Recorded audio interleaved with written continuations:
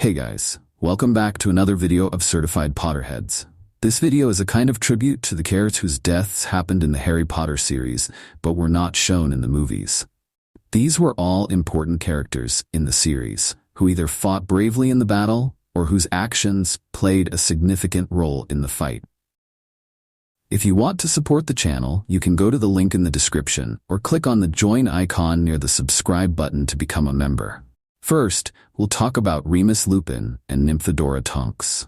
At the start of the 7th part, after so many difficulties, Lupin finally got married to the woman he loved and who had been asking him to marry her. They had a son named Teddy, who was just as mischievous as his mother. However, the child wasn't even a year old when tragedy struck. Lupin couldn't bear to sit at home with his wife and child while his friends were fighting, so he joined the battle against Voldemort. He fought bravely, but his wife, Nymphadora, who was an Auror herself, couldn't bear to leave her husband alone in the battlefield. Leaving her child with her mother, she also joined the fight. Unfortunately, she crossed paths with Bellatrix Lestrange, who had always despised her niece for marrying a werewolf and having a child who was half-human. Bellatrix killed Tonks in cold blood, fulfilling her long-standing hatred. Lupin, too, could not hold his own against Dolohov and was killed. Their bodies lay side by side in the Great Hall, as Harry saw them. Next is Sirius Black. While Sirius's death was shown in the movies, it was depicted very differently than in the books.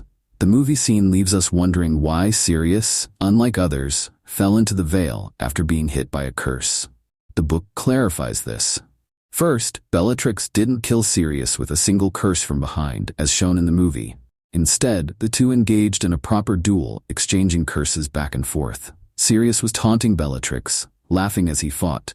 Then she hit him with a curse, a red light, likely a stupefy spell, not Avada Kedavra. Sirius stumbled and fell into the Veil, which is what caused his death, not the curse itself. Harry kept hoping Sirius would come back out, laughing. But as we know, that never happened. Fred Weasley's death is one of the most heartbreaking moments in the entire Harry Potter series. It was especially painful because it showed the Weasley family broken and devastated. Fans were upset that the movies didn't fully capture the emotional impact of Fred's death. Although the movie did show Fred's body briefly, it didn't present it with the same emotional weight that was felt in the books. In the books, Fred's death is shown with much more emotion. It's even more tragic because it was the first time Fred and George were separated in such a devastating way. For the Weasley family and the readers, it was a crushing moment. Fred died during the Battle of Hogwarts while fighting alongside his family. Before he died, Fred was with Percy, who had just rejoined the family after leaving his job at the Ministry. Percy was dueling the Minister for Magic at the time and joked, "Did I tell you I'm resigning?" before casting a spell at the Minister. While the Weasleys, Percy and Fred were fighting Death Eaters, a huge explosion happened. The explosion was caused by multiple curses colliding, which caused a wall to collapse. The blast threw everyone back, and Fred was struck down. When Harry reached the scene, he saw Fred's lifeless body on the ground. Fred's face had a trace of a smile, as if he had been laughing in his final moments. George was completely devastated, and Hermione and Ron tried to comfort him. Percy was on his knees next to Fred, shaking his shoulder and unable to accept that Fred was gone. The Weasley family quickly moved Fred's body to the Great Hall to protect it from the Acromantulas and other creatures invading the castle during the battle. Despite the chaos of the war, this moment was one of the most painful losses for both the characters and the readers. Next is Alastor Moody.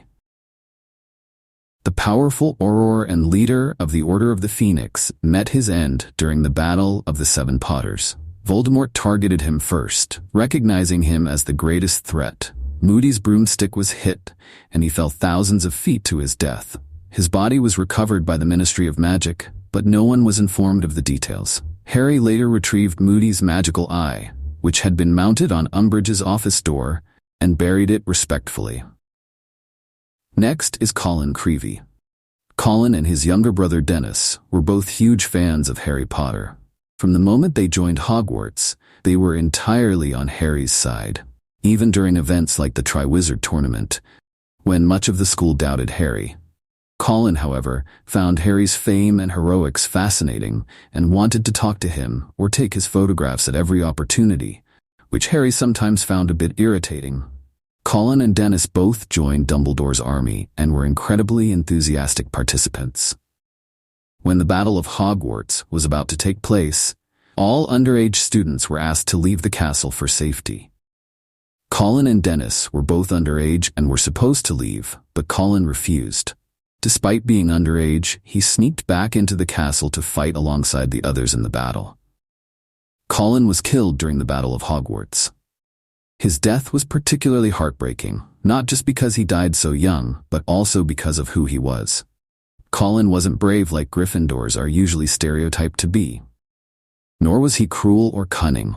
He was simply a cheerful, innocent, and endlessly excited boy who admired Harry from day one. Whether it was meeting Harry at Hogwarts for the first time or seeing his brother fall into the lake during their arrival at school, Colin had a zest for life and a kind heart. He never wronged anyone or sought to harm others.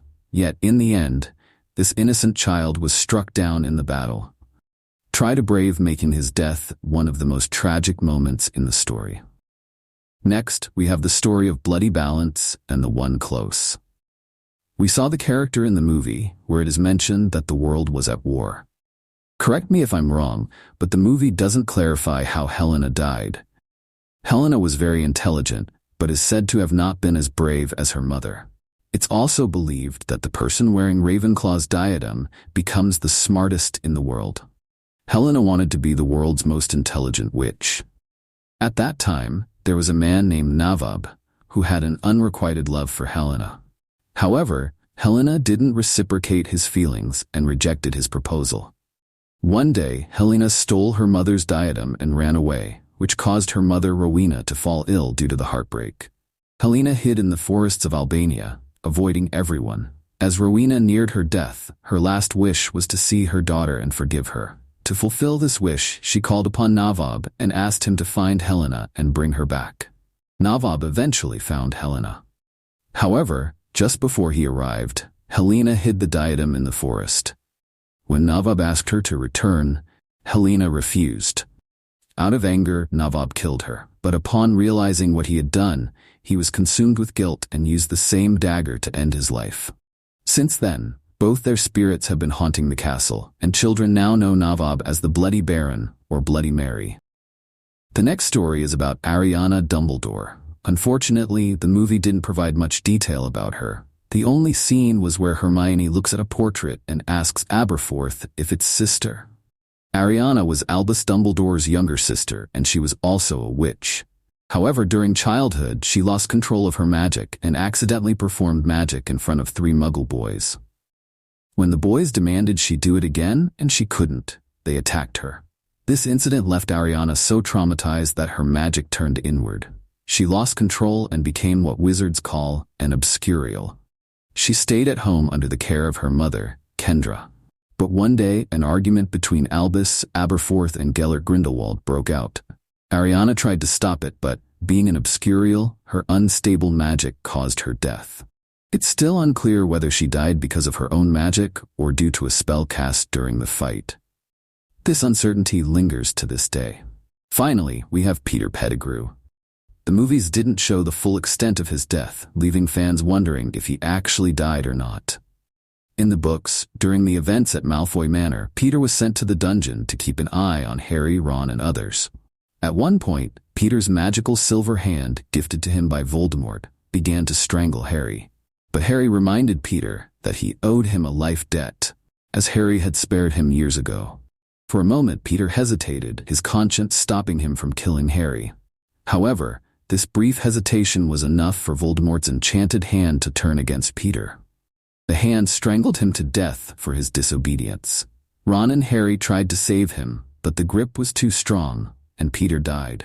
His death went unnoticed and unmourned by everyone in the wizarding world, because, in the end, neither the side he served nor the one he betrayed valued him. His life was a tragic reminder of how betrayers often lose everything in the end. These were the stories of characters whose deaths were either not shown in the movies or lacked depth. What do you think? which death should have been included in more detail. Personally, I feel Colin Creevey's final moments deserve to be shown because of his courage, and Pettigrew's death could have highlighted how betrayal leads to a lonely end. Let me know your thoughts in the comments. If you liked this video, don't forget to like and share. I'll be back soon with a new video. Until then, bye-bye.